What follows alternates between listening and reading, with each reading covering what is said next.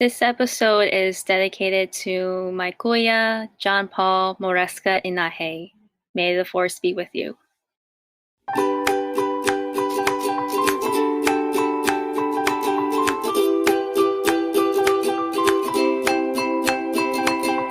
Welcome to the Filipino American Women Project, a podcast show that shares stories and life lessons told by individuals living or have lived in America that are of Filipino descent and identify as female. I'm your host, Jen Amos, a fellow Filipino American woman, and I'm excited for you to join us. Let's get started.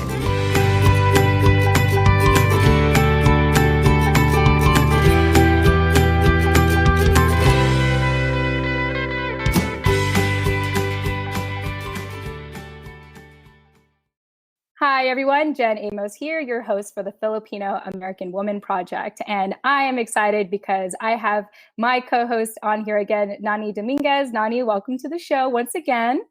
Thank you. Hello, everyone. Yes. And why don't you tell people, just if they didn't hear you in the last episode, which I believe was episode 5 now. Correction. That was actually episode 6. With Ria Predikin is when we first met our co-host, Nani Dominguez. Okay, let's jump right back in. Why don't you go ahead and briefly introduce yourself and why you've decided to co-host the show with me? Yeah, sure. I'm Nani, and I found Jen on Instagram through this podcast and page, the Filipino American Women Project. And I had just reached out to her looking to make a connection.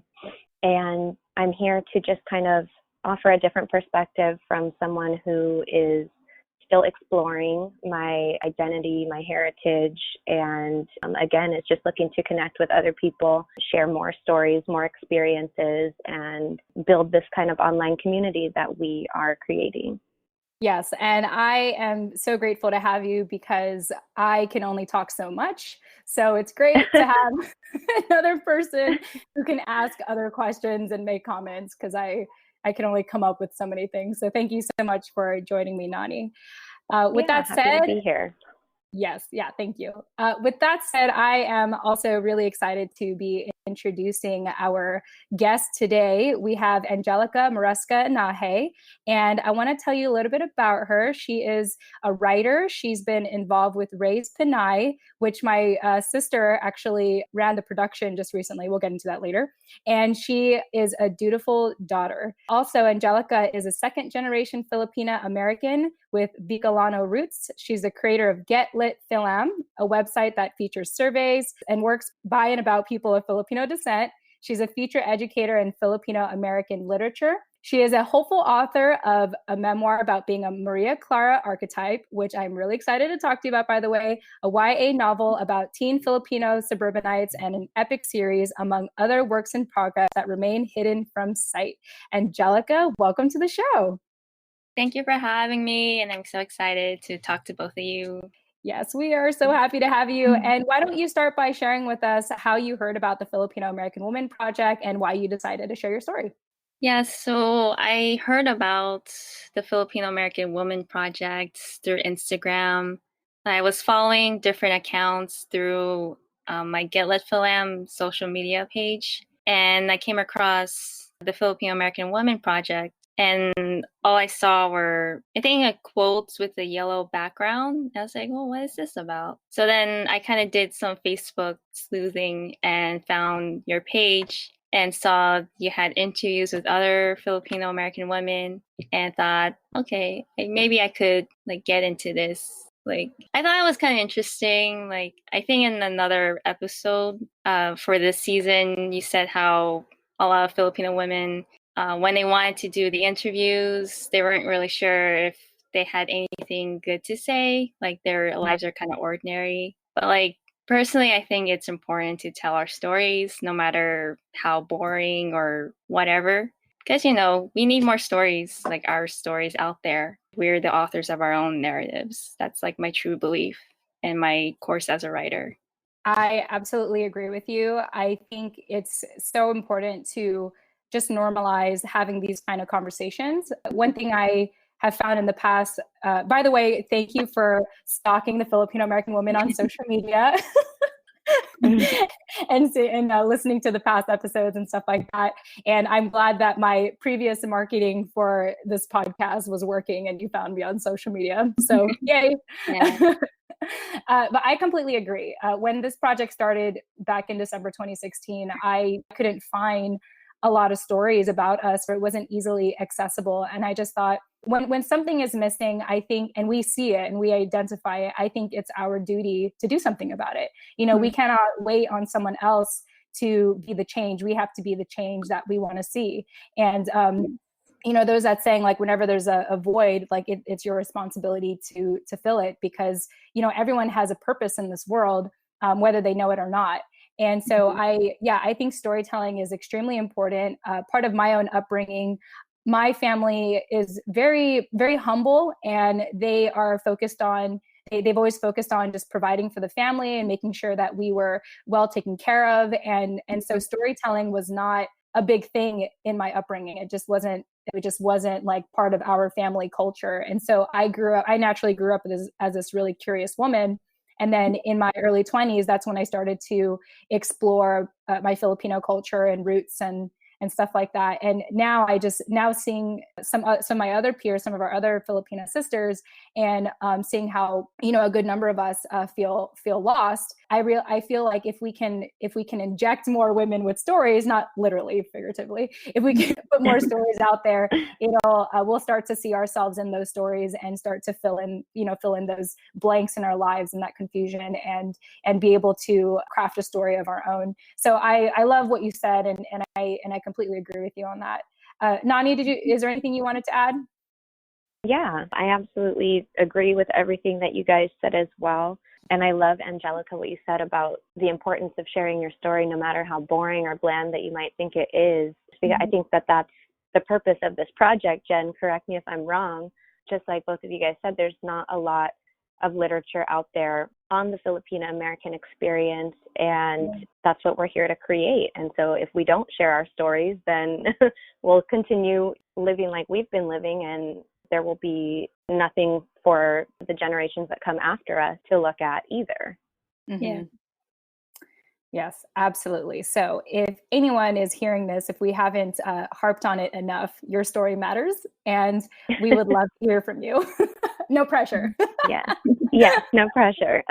No pressure. But hopefully you feel drawn to at least the stories that we're sharing on the show. And even if you just are a follower or a listener, then I think that's a first big step to filling in those gaps in your life and finding purpose and meaning in your own life.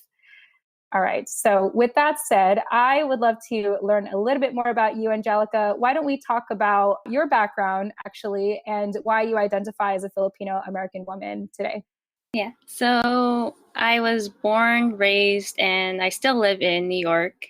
For my family, both my parents come from the Bicol region, which is where, if you know Mount Mayon volcano, that's where it is, basically. And so my mom, she's from Camilig, Albay, and my dad is from Sorsogon City, Sorsogon. And I have an older brother. His name is John Paul, and he was born and raised in Daraga, Albay. So my mom, like around 1984, I think, she moved to the States because she's a registered nurse and she specializes in neonatal care. And the reason why my family even decided to come to the US was because my brother, when he was born, they discovered that he was born with multiple heart defects, and that required special surgery, but it couldn't be done in the Philippines, like not even in Manila. So my parents made the decision to, move to a different country just so that he could get the surgery. Wow. So my mom opted for the US, and she came to New York by herself and lived here for 2 years. She first worked in Metropolitan Hospital in Manhattan. And then 2 years later, she was able to petition for my dad and my brother to come join her in the States. And so, they were granted access and they came here and they lived in Forest Hills, Queens, for until 1995. So I was born in 93. in the Children's Hospital in Manhattan. So I only got to live in Queens for 2 years. And then in 1995, we all moved, quote unquote, upstate. But it's basically like we're close to New Jersey, but everyone in the city calls it upstate, but whatever. So we moved to Rockland County, and that's where we've lived ever since. Wow. Well, first of all, my brother's name is also John Paul, by the way. After the Pope. Oh. Right. Yeah. And my sister, Josephine Amos, was also born in 1993. So that is crazy, crazy, crazy, crazy.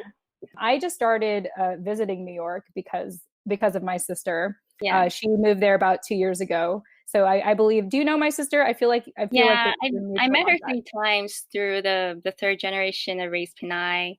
And like, okay, can I like gush about her a little bit? Like, please. Yes. Anything about my sister, yes. Yes. Like, she did such a phenomenal job producing raised Pinay for the third iteration. Like, you know, I don't have any experience as a producer, but I can imagine it's so stressful of a job that, and somehow she just did all this. And of course, there was help from JL, Rochelle, and Justine, who are the creators of Raised Pinay. But for Josephine to handle that huge responsibility and to see the third iteration succeed as it did, it's like, I'm so proud of her. Like, that's all I gotta say. She did such a great job. That makes me so happy. I feel like I'm just very proud as an older sister. And we, you know, my mom flew all the way from California, and we road trip together to see my sister. And she had a piece in that play. Yeah. And the moment it was her piece, I started gushing. I was like, oh.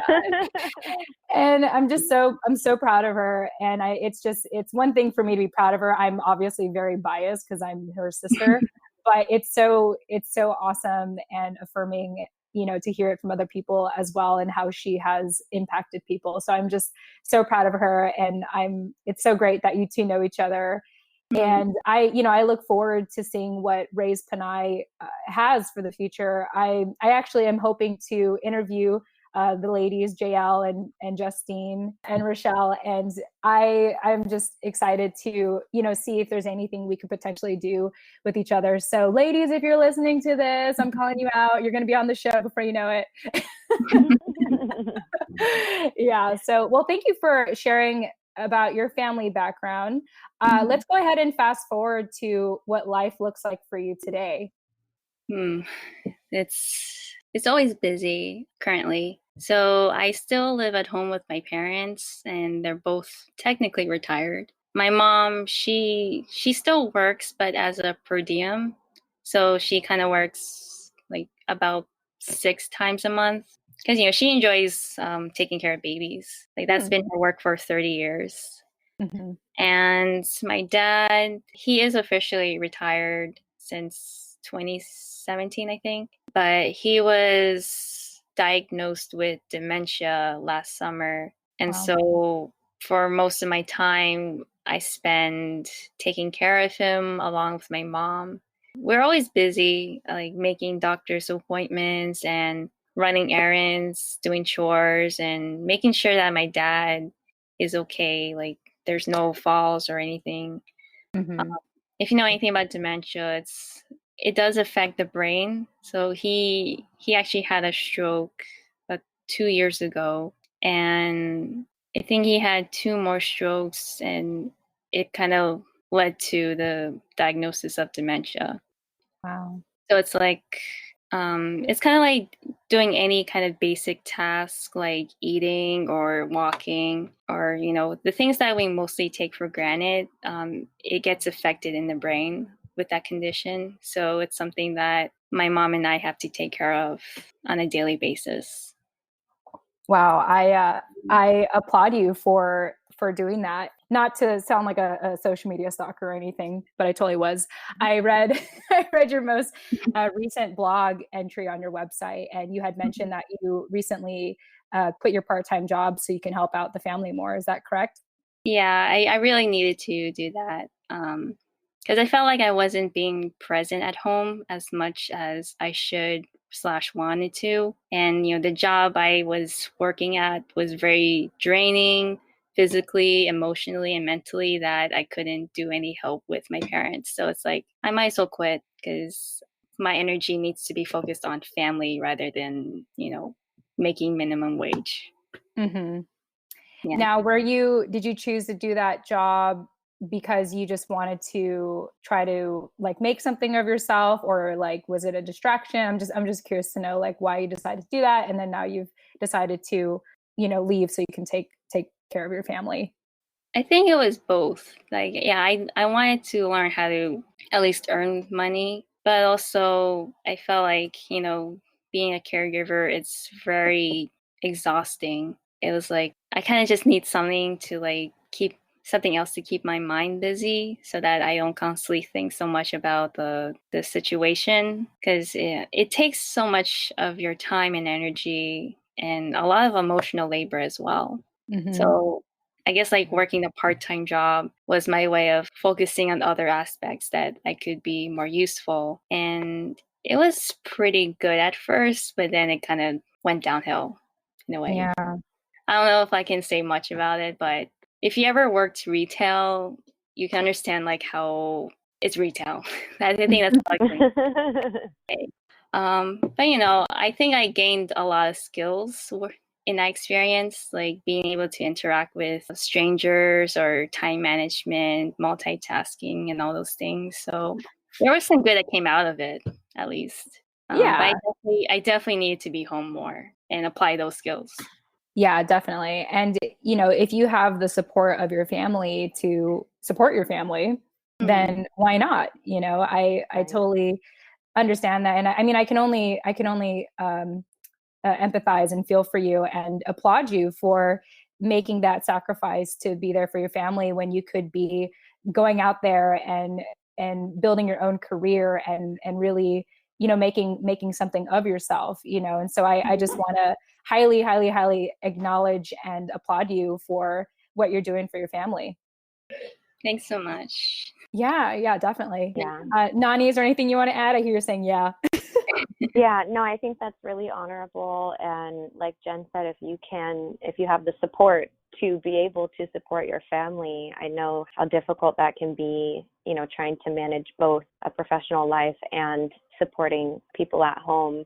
My mom had an accident a couple of years ago where the whole left side of her body basically didn't work for a long time. And so it was really hard for me to juggle a full-time job as well as, helping her do things that like you said, Anjelica, take for granted, like eating or, walking outside to get the mail or whatever it is, just simple tasks that you take for granted when you're healthy. And then something happens and all of a sudden your whole circumstance changes. So yeah, I commend you for doing that for your family. That's amazing.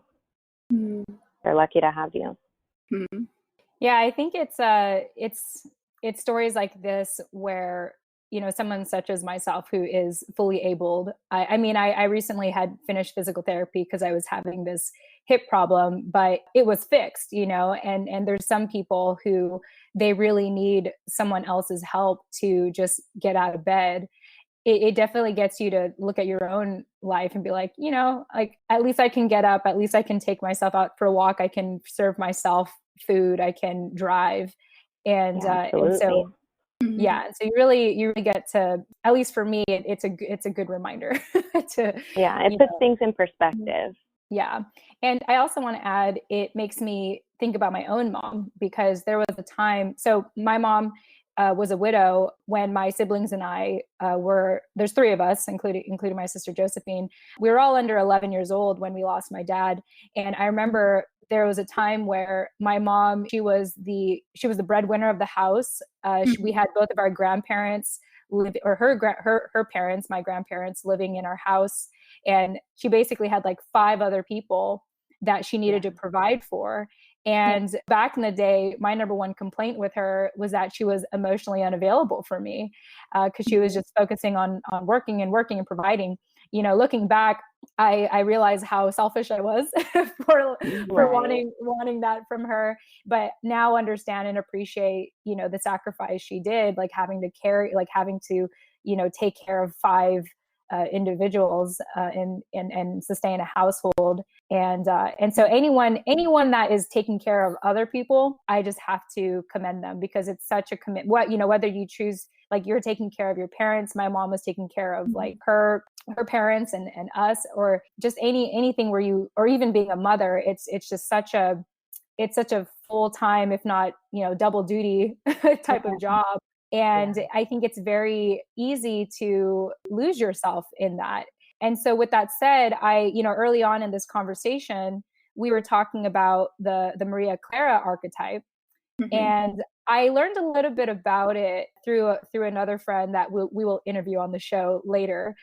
She's her name's Stacy, so shout out to Stacy Salinas. She's a PhD student in history right now, and she is focused on the Filipino American experience in her Asian studies courses and stuff like that. And she had mentioned, she actually wrote one of her class assignments was to write a paper about like something related to the Filipino culture. And she actually wrote, one of her pieces was about the Filipino American Women Project. And in that, which that's so cool. I've shared it in the past, but I told her that I want to bring her back on the show. I want to bring her on the show to actually like read it, because it's really insightful. But one thing she talked about in there was about the Maria Clara archetype. And so, Anjelica, would you indulge us and explain the Maria Clara archetype and how you are almost the embodiment of the Maria Clara archetype? Yeah. So my first encounter with that is through Jose Rizal's famous novel Noli Me Tángere, or Touch Me Not, and it comes from the character Maria Clara, who is supposed to be the love interest of the hero protagonist Cristobal Ibarra. From what I gathered when I read the novel, most of the focus was on her physical appearance, that she's beautiful, she's very kind of like angelic, saint-like presence.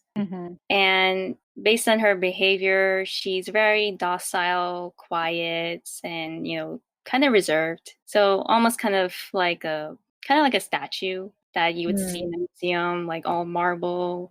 Everyone just looks at her like a spectacle. And the one thing that kind of bothered me about the way she was described, well, this is a whole conversation I could have about it, but basically she's just there for spectacle. She doesn't have a lot of speaking parts, and whenever she does, it's usually to serve the purpose of the protagonist, just to drive the plot along. Like, you know, I can do a whole literary analysis of it, and that's what I wanted to actually future study. But basically, the Maria Clara archetype kind of became this thing where this is what the ideal Filipino woman should be. Is very mannerly, is quiet, is very humble in the most like pious way, and, you know, just, you know, what we would call the good girl, basically. And, you know, that was something that I had to kind of embody when I was growing up. It was something that would appease older adults if I behaved or acted in a certain way, and as well as showing that my parents have trained me well to be more respectable to others, and, you know, not to act out in things, and also to quote unquote set an example for peers and younger kids. But even like trying to like embody that ideal, it was very draining, and I felt like I wasn't being my true self. And whenever I see people my age kind of going the opposite direction, like they're not being Maria Clara archetypes, I was actually jealous of them, because, you know, they get to do whatever they wanted to do, and, you know, creating fun memories for themselves. And here I was just, you know, trying to be statuesque, because that was what was expected of me as a Filipino. Wow. I'm like speechless. Nani, is there anything you want to say? Yeah, I mean, I think that is another reason or purpose for this project and this podcast as a whole, is there's a serious lack of reference you know, because while I've heard so many people talk about Maria Clara and this exact issue with how she portrays what we're supposed to look and feel and smell like, and there's no other options to look at, which is why we're all talking about this, right? But again, a need or another reason for us to all want to kind of open up and share our stories so that we can kind of change that narrative and stereotype, because that's the only way really at this point that it's going to happen. All right, Jen Amos here, jumping into the middle of our show, as I always do, to remind you why this show is possible. So, you know, at the end of every episode, I tend to say, if you didn't catch our guest contact info, don't worry, we'll have those in the show notes. Check them out. I worked so hard on them. You're welcome. Well, it's been brought to my attention that our show notes are not as easy to find as I thought, which is why starting summer 2020, the Filipino American Women Project is proud to be partnering with Captivate, the world's only growth-oriented podcast host. Captivate is created for independent podcasters, designed from day one to help you to focus on audience growth and the expansion of your audio influence. One way that Captivate makes our lives easier as independent podcasters is by taking the guesswork out of making a website for your show. That's right, a website for your show. So listeners, starting summer 2020, finding our show notes will be so much easier, all thanks to Captivate. You're welcome, as always. If you're about to start podcasting or are getting burnt out from all the extra work of producing one, like building a website, consider a 7-day free trial, that's right, free, with Captivate by visiting thefil-am-woman.com. That's the Fil-Am, short for Filipino American Woman.com. Or, check out our show notes in the meantime, which is in the details section of each episode. Once again, you can visit thefil-am-woman.com or visit the details section of this episode. Yeah, even for myself, I am still learning about it. And it's interesting because growing up, I somehow knew deep down that I was being rebellious. I was pretty outspoken growing up, and I was rebellious to be rebellious. Like I was, I started growing up being different just to be different, not because it was really who I was, but I didn't realize this entire time I was trying to rebel against what my family was trying to portray, which is this Maria Clara archetype. I think about my female relatives who are just very obedient and quiet and generally respectfully submissive. And for a long time, I never felt like I fit in with my family. And that caused a big strain with my relationship to my relatives and everything. And even, I remember before, actually, I remember I had a client like years ago, and he was Filipino, and he hired me. And I remember I was speaking up to him, and he said, "You need to respect me," And, yeah. And that ended as soon as he said that. I was like, "Hey, we are done." But it was just interesting how there was this expectation of like, I have to submit to my male counterparts or anyone much older than me. So I think and I think for anyone who has felt like their life has been an uphill battle or trying to, just rebel, I think it's because of this Maria Clara archetype. And I think it's important to create more awareness of it and see it as a way of like, oh, this is why I am this way. But that was, the reason why Jose Rizal and both of you can correct me if I'm wrong, was it the Americans that picked Jose Rizal as the national hero over Andres Bonifacio? Because Jose Rizal, he was a role model to, get an education and to be a good citizen, where Andres Bonifacio, he was very aggressive and he was about like the people power, and it just wasn't like a good example that they wanted for the Filipino citizens. Did I get that right? Does anyone know? This is actually my first time hearing about it. It made me question why Jose Rizal was even picked to be the Philippine national hero, like under what criteria. And, given his history that he is of the Ilustrados, or kind of like from the affluent families in the Philippines that send their sons to Europe for education, it kind of made me curious as to why he has more of like the higher pedestal than any other public figure in the Philippines that are just as admirable. Yeah. Yeah. So from what I recall from college, because I graduated from San Diego State in San Diego, and our Filipino organization there was called Andres Bonifacio Samahan, or AB Samahan for short. And we were based off of Andres Bonifacio, who, fought for the people, fought for the commoner. And so I do recall I do recall like something about Jose Rizal being considered the national hero because they wanted people to get an education. They glorified Europeans and the white culture, hence the colonial mentality. And I believe he was mixed as well. Like he was a mestizo from what I recall. Someone totally like leave a message and tell me if I'm right or wrong. But and so I think having him as that example, if you think about that, it's like, and then how he wrote this book, it makes a lot of sense. A lot of us think we're like, why we all wonder or think we're messed up because it's like. Oh yeah. Oh, and the interesting thing about the novel, it was written in Spanish.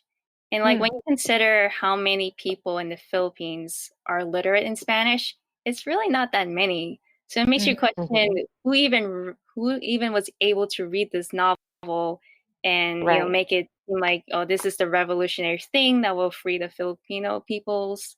Is like how they don't even teach Spanish to many Filipinos back in that time. So only a very select few could even vote on that he's the hero that we all seek for.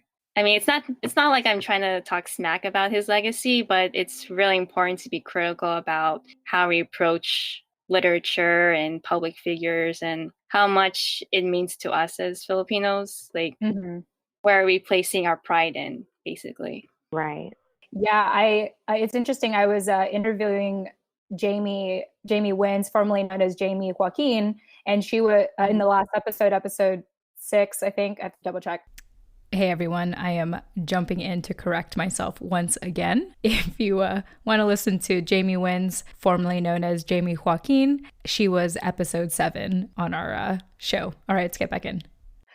She was a Filipino model and celebrity in the Philippines. And in her time, like in her 20s, it was really difficult for her to make it in. She chose not to do pageantry, for example, because they idealized mestizos. Jumping back in again to say that I was saying mestizas, not mosquitoes. Okay. And they idealized like taller women. They in the Philippines, they didn't even want the actual Filipina to represent them. And so it's just so interesting, even nowadays it's still, you're still kind of considered above like the Filipino if you're mixed. So Nani being half Filipino and Russian over here. Yep. But anyway, that's my thoughts on it. And yeah, I definitely think that this opens a conversation for this opens up for more discussion, I think, in a future episode. And so if anyone's listening and is fascinated by the Maria Clara archetype, and as well as learning more about Jose Rizal and why he was chosen as a national hero, or if you had any thoughts around it overall, we'd love to have you call in and share your thoughts for a chance for you to be featured in the next episode where we discuss this more. And I think it'd be a great opportunity to bring you back on, Anjelica, to talk about it in a future episode. Yes, I'm so passionate about literature, like you can't even imagine. I love it. Yeah, when you mentioned that you were a writer, I was like, oh, this is going to be fun because she is so like I know that she's very knowledgeable about these things, and if you're going to be someone that's going to write a memoir, it's which, by the way, I just remembered this when I first started this project. I was trying to find books in the San Diego Public Library about Filipino American women. And the only one I had found was a memoir from a Filipino American woman who was a nurse in World War II. And as we know, I'm going to have to find that book again, but that was decades ago. And it's amazing how we haven't had anything like that ever since. And so I think what you want to do is really honorable and exciting. And I want to follow your journey as you do that. It's also why I started Fil-Am, because growing up, I didn't have much exposure to authors or books that were that were about us, basically. And it wasn't until like my second to last semester in college that I took a class called Filipino American Literature, and it was taught by Luis H. Francia, who is a Philippine-based poet, editor, manong of letters.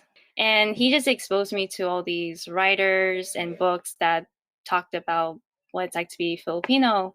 And it kind of dawned on me that it took me 21 years to even consider that, we could be writers and even get published. And so from there, it just became this whole mission and journey to find other works and other authors that are talking about our lives, basically. Because, if you know about the literary canon, you don't get a lot of Filipino authors in there or even their works. And it kind of makes you question, well, are our stories that boring, or are we not significant enough? But there are actually people out there who look like us and who have experienced similar upbringings like us, and putting it into story. And through Gil at Fil-Am, that's what I want to expose others to, that may not know about these works or even consider themselves as storytellers. But there is a growing literature and many authors that are pursuing this type of thing, and that's what I'm hoping for my project to go forward. And also what you're doing with the Filipino American Women Project is just allowing us to be the authors of our own stories. Yes, that's right. And it just dawned to me what Get Lit Fam means. Lit is literary. I just got that. Yeah. So wait. All right. Well, all right. So I do have one more question I want to ask before we wrap up. This is my favorite question, which usually wraps up this episode, and it's about sharing a life lesson and a story of your life that led up to that life lesson. And so, Anjelica, you had mentioned that the biggest life lesson you've learned is to choose to live. Now, I can interpret that one way, but I would love to hear why you have chosen that as your life lesson, and what aspect of your life led you to live that truth. So I mentioned how trying to embody the Maria Clara type is very unfulfilling and draining, and it's not really living a life, like based on my own terms.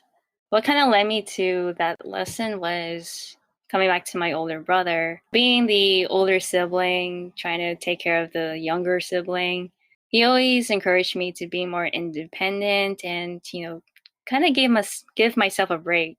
And that was something that I couldn't even fathom at a young age. But it wasn't until like coming into my 20s. So I'm trying to like not to cry right now. Oh, take your time. Fine. You got this.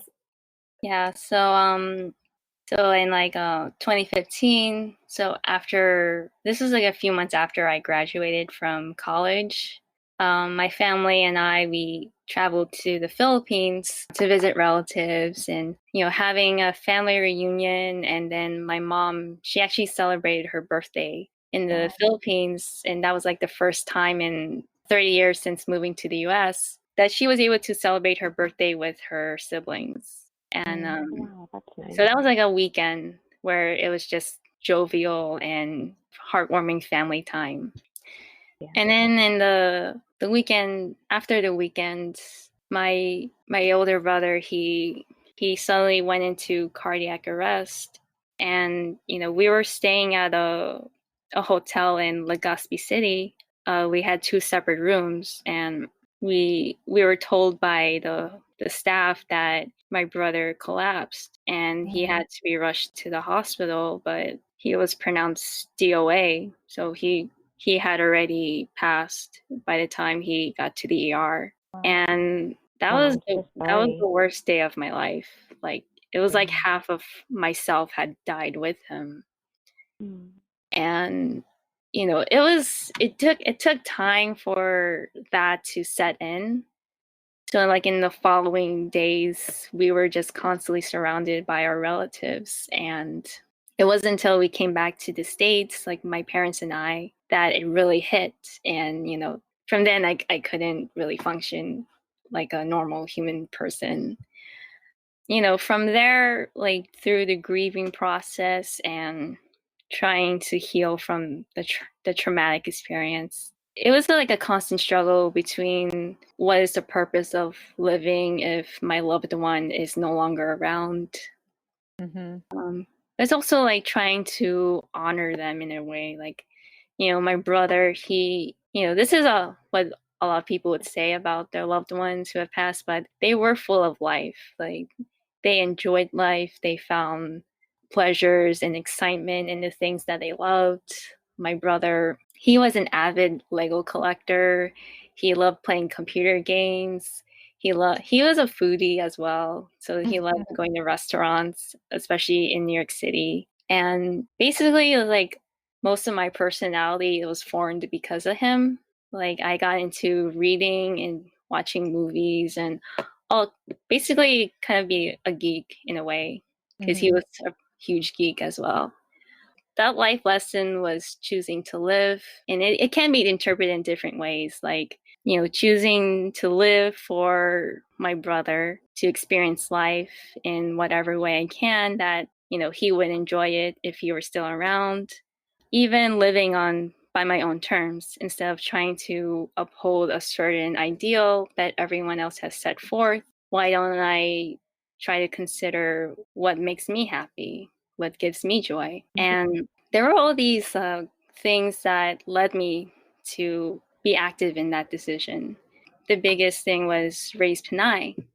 And this was in 2016. So like the following year after my brother passed away, I joined this group of Pinay identified women that wanted to put on a production where we would each tell our own personal story, because there hasn't been something like that for a long time. So it's kind of like the Vagina Monologues, but all Filipinas. Yes. And yeah. And so that was the beginning. And, we were just sharing our personal stories about what it's like to grow up Pinay and what does it mean to come to terms with our own womanhood. And from there, it's kind of weird to call it a production. Like, I know those on quote unquote outside, it's a production, but like for us that were part of it, we call it a sisterhood, because during our rehearsals and gatherings, we would just share our stories. And I had no idea it was going to be such a healing process. Like, it was a very messy healing process. Like, there was definitely a lot of crying, but there was also laughter, and it was basically letting out all the things that we had to bottle up because of that's how we were all raised, like to bottle up our emotions. And to just enter into a space with these caring, supportive Pinays and just letting it all out, and knowing that we comfort each other and saying like, it's okay to feel this way. And I'm here for you, sis. That was what I needed. Not just for my grieving over my brother's death, but for even like my whole life as a Filipino woman. And, from there, that was when the life lesson, choosing to live, really became the adamant mission. So that's beautiful. And everything that you're saying, I felt it watching Raise Pinay. And it was so my mom and I, we were sitting at the very front row, and the actors were probably like a yard away from us. They were that close to us. And I loved how at the beginning, and even before, like at the end of each skit, they would inhale so deeply and exhale, deeply and fully.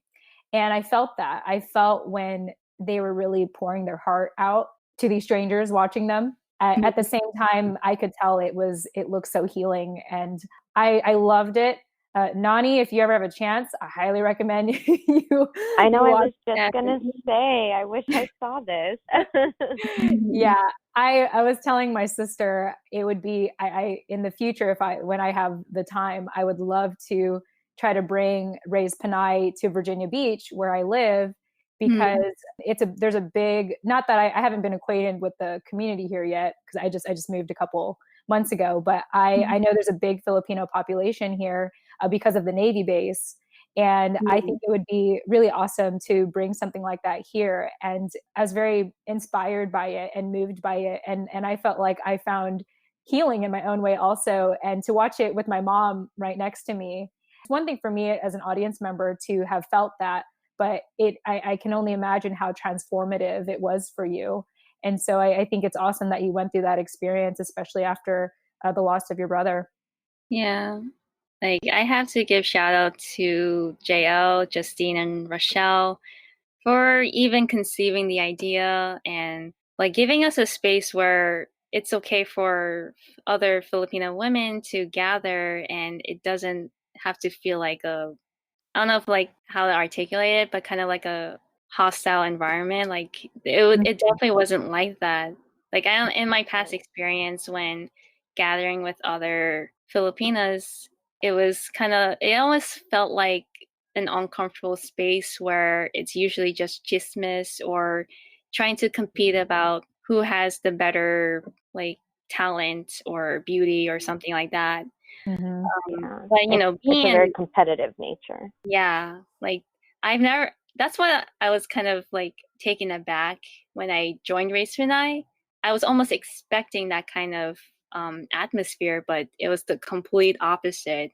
The sisters were so warm and welcoming, and they genuinely wanted to listen to like my story and someone else's story, and it just became this exciting gathering where we could just be ourselves. And for me, that was like a huge transformation that so there are other Filipina women that I can talk to and not feel like I have to put up a pretense. I could just be myself, and they welcome that, and I try to put out that energy as well, that I want to listen to you. What do you want to say? How do you feel? So it's just, whatever you put out there, you're going to receive it back. And, that's also another lesson that I learned with the Race Pinay. And I can imagine how the second and third generation of Race Pinays have felt that energy as well. And definitely a huge healing experience for them. Oh, that's beautiful. I mean, I just wanted to say that I think as Filipinas, we all have some kind of innate desire to connect and to be together with each other. And I think it's contradicting because just like you said, you're used to being around groups of Filipinas that are competitive or, they're judging you or talking about you. And that's kind of what you expect walking into that kind of environment. And I think if we can all just be a little more vulnerable or open with each other and just be honest, like, no, I'm not okay. Yes, I would love to talk, like just being honest with each other when we need help and just seeing how supportive we can really be for each other instead of trying to play some kind of tit for tat game, Most definitely. We all need sisterhood. Absolutely. I completely agree with both of you. Part of the reason why I started this project is because in middle school, I had Filipinas as my best friends in sixth grade. And then when we went to middle school, it completely changed. And I was actually bullied by Filipinas when I was really young. And I even got into a fist fight with one in my freshman year with one of my childhood girlfriends. Yeah, I'm gonna say I won for the record. Well, there's no one here to tell another side of the story, so that's okay. Yeah, unless she's willing to listen to the show and give her perspective, I won that fight. We'll just go with that. Yeah, but more importantly, I had been a self-loathing Filipina for a very long time, and even when I went to college and started learning more about the culture, I was in and out of it up until a couple years ago, 2016, when I wanted to rewrite my story. I got to this place where I was like, I need to stop. Like, I need to find a way to rewrite why I hate myself so much. Like, I have to believe there are other women like me that want to uplift one another and love one another. And it was just, I mean, you're right. It's like what you put out there will come back, because once I started the project, I had a lot of mothers that were really like Filipina mothers that were really interested in sharing their story. And, you know, really the first year of the project was just extremely nurturing and healing for me. And I just want to keep that going. And I also believe, though, in a larger cultural landscape in America, I think women are really banding together now. I think I was just listening to this music video from Anna Onakana, I think that's her name. Okay, last time I'm going to cut myself off to correct myself. I was referring to Anna Akana with her newest music video on YouTube called Pretty Girls Don't Cry. Okay. But there's a lyric in there that says, you know, real queens help other queens fix their crown. And I think that's so beautiful. And then even Taylor Swift's music video, You Need to Calm Down, there's a lyric in there that says, you know, we see what you're doing on the internet, you know, comparing all the women who are killing it, but we figured you out. We all have crowns. You need to calm down. And I just feel like there's this cultural like shift in the way that women are treating each other. And I just have to say, I love it. I love it so much. And I'm thankful for it. yeah, exactly. Well, I can't believe we have been talking for an hour, ladies. I feel like we've had such a amazing conversation, and I don't think this will be the last. I want to go ahead and see, Anjelica, if you had any closing thoughts for us before we wrap up. So I mentioned in your questionnaire that I was working towards getting my license. So 2 days ago, I had my road test and I passed. So I'm now a licensed driver. Yay! Congratulations. Yeah, so that's my closing thought. So I'm really happy though. So you have your driver's license, right? Yeah. That's what. Wow, so like I don't know, I feel like it gives me a little more freedom because now I can, you know, take one more step towards being independent in a way that my brother had encouraged me to do. Also, you know, kind of carry on his legacy of being a foodie. So like traveling to different cafes, restaurants, and just, you know, finding little pleasures in life, but not trying to gain weight from it. Check my health. Well, good luck with that. But you know, I couldn't imagine how things would turn out by now, but you know, I can't imagine how things would have been different if all these things didn't happen. Like, you know, it did teach me a lot about myself and to really figure out what really matters in my life. And I'm just so blessed to come across incredible people who are supportive and uplifting, like from my parents to raise Pinay to, you know, the friends that I hold close to me, and to other Filipino women like Jen and Nani and anyone else that's listening. Like, I'm so grateful to be, you know, having this opportunity to share my story and my life. So thank you so much. We are honored, and this helps us too, you know. And so I just want to thank you so much. You have a lot of ways people can get a hold of you, which I will include in the show notes. But why don't you tell people what's your favorite way to get contacted if they wanted to connect with you? I'm more active on Instagram. So my handle is Pinay Killjoy, PINAYKILLJOY. It's on private, but you know, most of the time I will accept the request and follow back. Yes. And before I had requested to be your friend on Instagram, I saw that your blog link is public. So if anyone is afraid to add you for some reason, you can check her blog out as well. It's available there in her Instagram account. Well, Anjelica, it's been an absolute pleasure to hear your story and learn from you and talk about the Maria Clara archetype, amongst other things like Jose Rizal and Fil-Am literature. I just want to thank you so much for your willingness to do, you know, to come forward and share your story and share your insights. Nani, any closing thoughts for you? Just that through the stories that you've shared with us today, Anjelica, I want to just commend you again on being so resilient and making so much traction, or gaining so much traction after kind of a series of bad events had happened in your life, and just keep going. And we're here. If you need anything, you can always reach out. And that goes for anyone else listening as well. So yeah, thank you for sharing. Thank you so much. And like, I'm very blessed to like speak to you guys about this. Thank you so much. Absolutely. We're blessed to speak to you as well.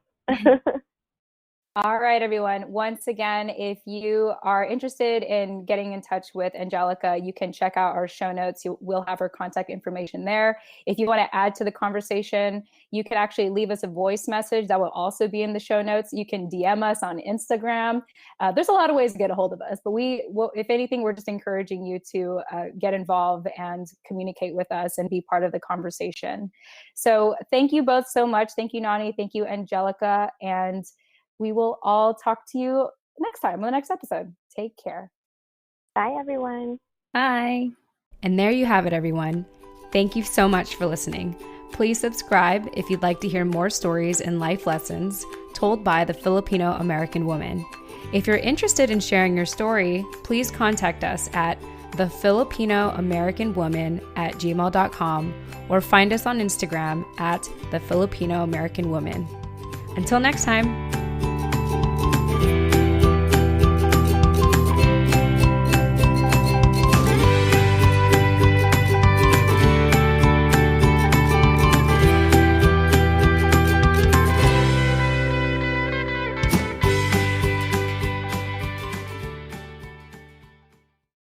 This episode is dedicated to my kuya, John Paul Moresca Enaje. May the force be with you. I love that. Beautiful. Can we add some clapping? Clapping.